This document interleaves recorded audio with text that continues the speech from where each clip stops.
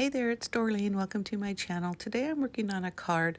I remember that I had these really cute peanut stamps, so I went ahead and stamped every single one that I had in my set, and I'm just using some watercolor pens or markers to color in the ones that I believe I'm going to use, which are going to be all of the Snoopies, or at least that Snoopy on the doghouse, the one where he's dancing, the two Woodstocks, and a Charlie Brown. Now, I didn't realize it until I started coloring that I kind of messed up a little bit on the stamping on Charlie Brown's foot, but I'm not going to worry about it. We'll figure out a way to cover it.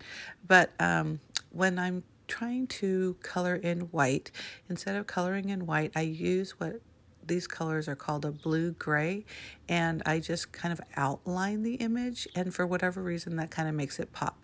Now another thing that I do, and that was alcohol marker, and another thing I do when I'm coloring in like flesh tone is I really like to use the alcohol markers because you don't see the streaks as much, and even though the images were pretty small, I still felt like I didn't want to see the streaks. But everything else was just with watercolor markers that I have in my stash. No obvious colors, red and yellow.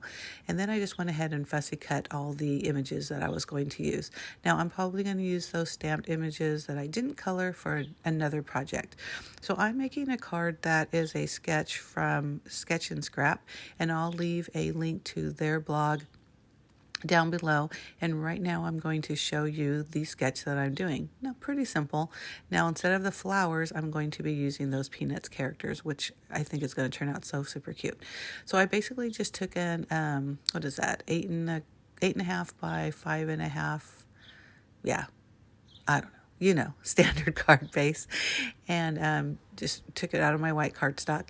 And this piece of paper right here is just from my scraps. I cut it 3 3 3/4, and I believe it's about 3 inches wide.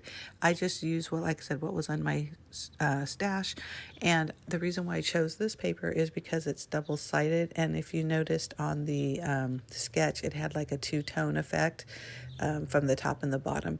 Now here's another piece of scrap paper, and I'm just cutting a strip of paper to put across the middle. Now originally I did this in 1 inch, and later on I'll cut it down to a 3/4 inch because it's just a little too thick for what I was hoping.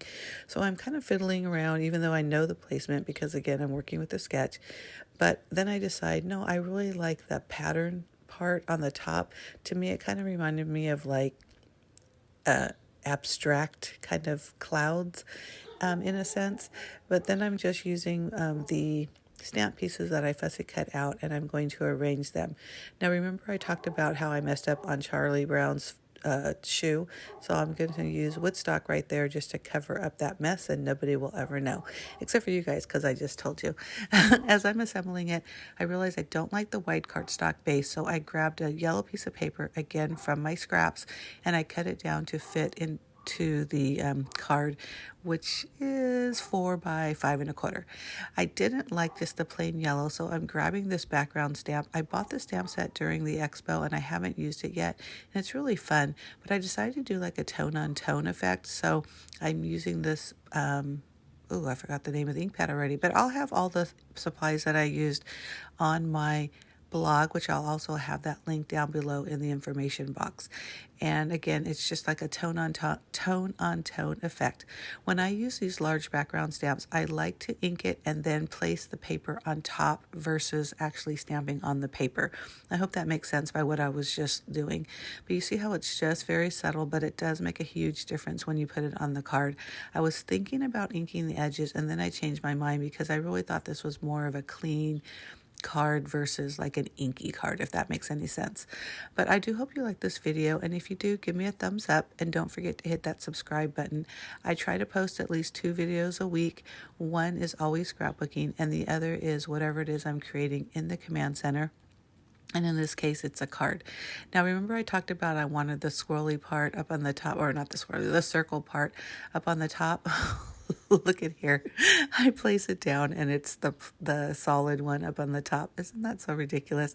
I really did want that, but it ended up not being that big of a deal. So I have a tea ruler. I have no idea where it is. It's underneath something in my craft room or on my craft desk, but I just use a ruler and then use the grid lines to kind of line it up. I wanted it as straight as possible, but if you subscribe to my channel, you know straight even when I'm trying to do straight, it never is straight. So I'm not too worried about it. I'm not a perfectionist in that way, but I did want it as straight as possible. So I just went ahead and glued down the papers like you see me doing right here. And then again, I'm going to use liquid glue this time to glue down all those Peanuts characters. I really, really am so glad that I found those stamps, or re-found those stamps, rediscovered those stamps. I was given those stamps from Rubber Paws, who is my sister's sister-in-law. When she passed away, she had just a incredible amount of supplies, and her daughters, so my sister's nieces, were gracious enough to give me and my sisters a lot of them. So this is a really fun set. I kind of forgot about it, but I've been trying to clean my craft room, or at least organize my craft room a little more. And so like I said, I rediscovered them, and I was so happy. I don't know why I don't use them all the time. I absolutely love the Peanuts characters. But back to the card. So like I said, I'm just using liquid adhesive to glue down all the Peanuts characters. Now I'm a little disappointed that I put this Charlie Brown a little bit lower than I hoped, but it's fine. I think I was trying to think that paper was going to kind of ground him, or give him something to stand on or rest his feet on. And I end up adding Lucy character over to the side next to him on the left side, and you'll see that at the final product.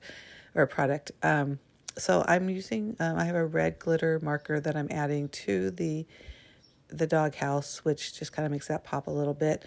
I probably should have put one of these characters up on a pop dot, but like I said, too late.